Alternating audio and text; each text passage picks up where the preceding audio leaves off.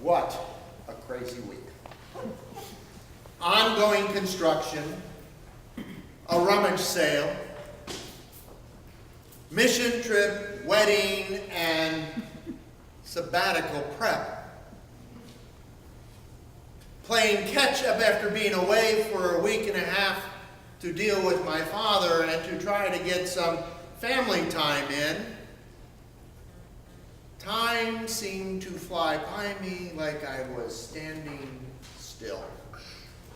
To say it has been a little overwhelming is an understatement.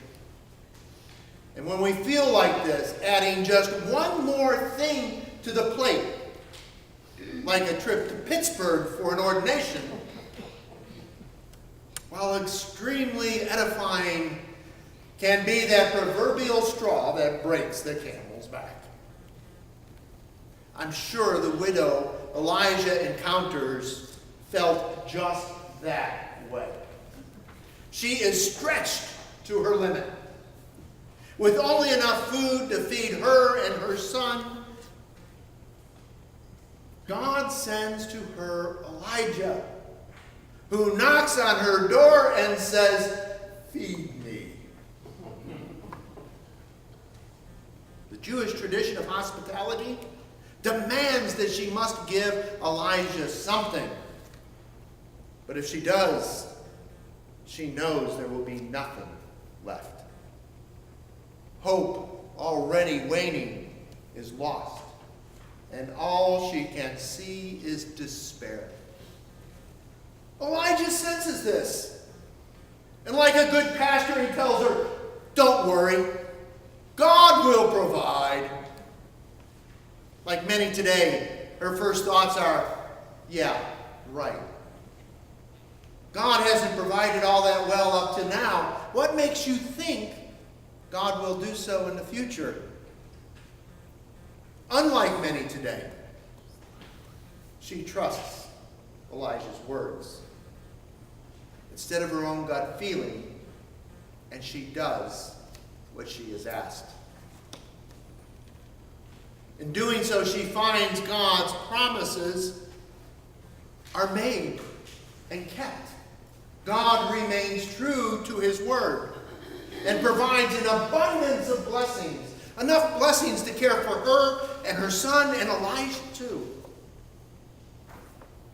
As my sabbatical approaches, I have sensed this growing uneasiness in our community about what might happen while I'm gone.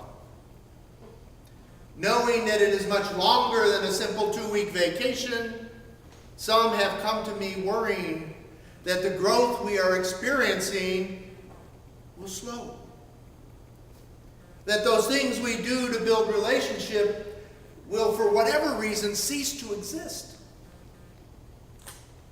And that in the summer, as it comes to an end, as we prepare to bring on the programs of the fall, they will feel that what they need to get done, they are unable to do.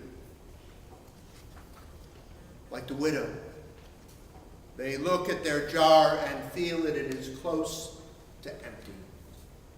I too have my concerns.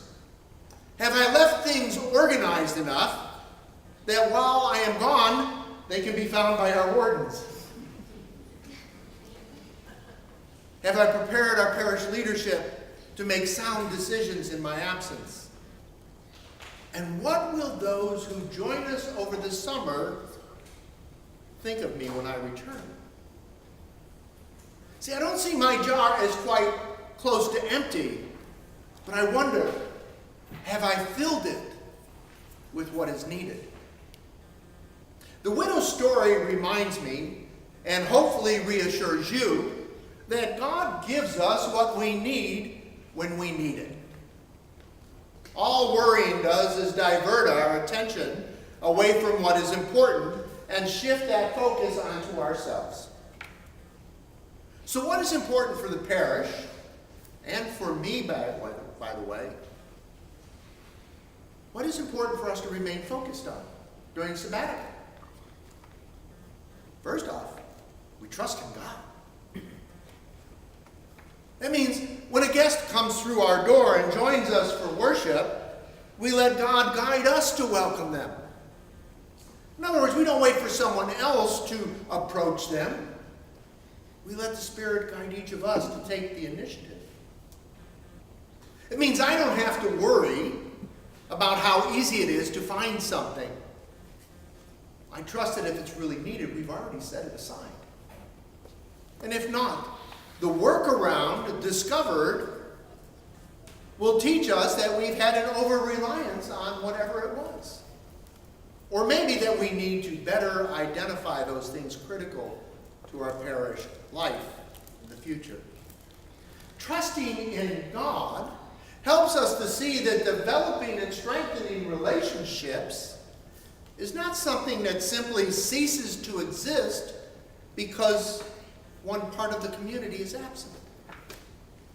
We actually find that we are given another opportunity to strengthen and develop relationships with others in our parish, so that when the missing pieces return, they find themselves with new opportunities to do the same. Trusting in God means one does not have to worry about whether or not someone will make the decisions we think are right, but knowing that the decisions being made are right in the eyes of God, because it is the same Spirit that guides us, each of us, into all truth.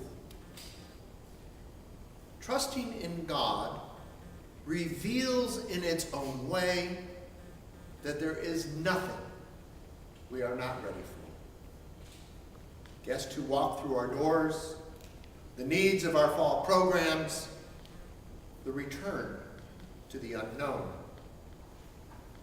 This is something emphasized during Elise's ordination this last weekend. As Bishop Parker reminded Joan at her ordination, Elise was reminded that trusting in God meant looking past the limitations we see in front of us, so that we might see the possibilities, not only ahead of us, but all around us. Sabbatical gives both parish and clergy an opportunity to look beyond the immediacy of the things in front of us, to look beyond our perceived limitations, and to see the possibilities. It also gives us a chance to both look up and see if we're still headed in the right direction. Or even, are we headed in the same direction? In pilot language, sabbatical gives us a chance to check that our attitude indicator,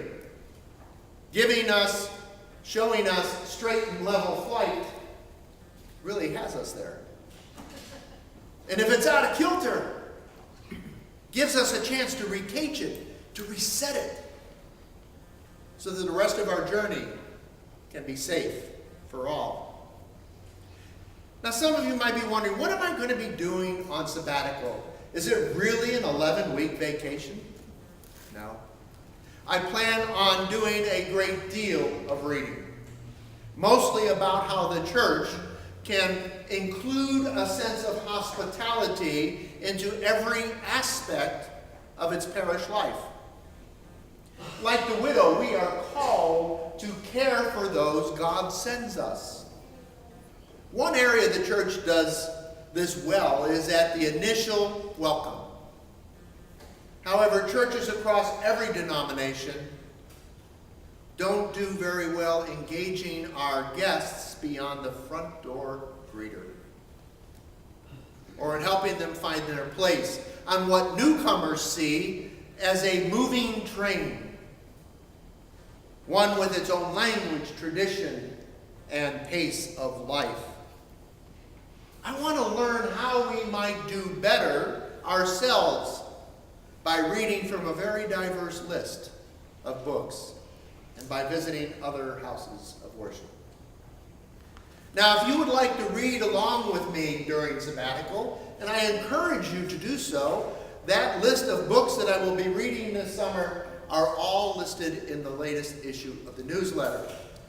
And each week I will put a new one into the announcements to know what book I am reading this week. Also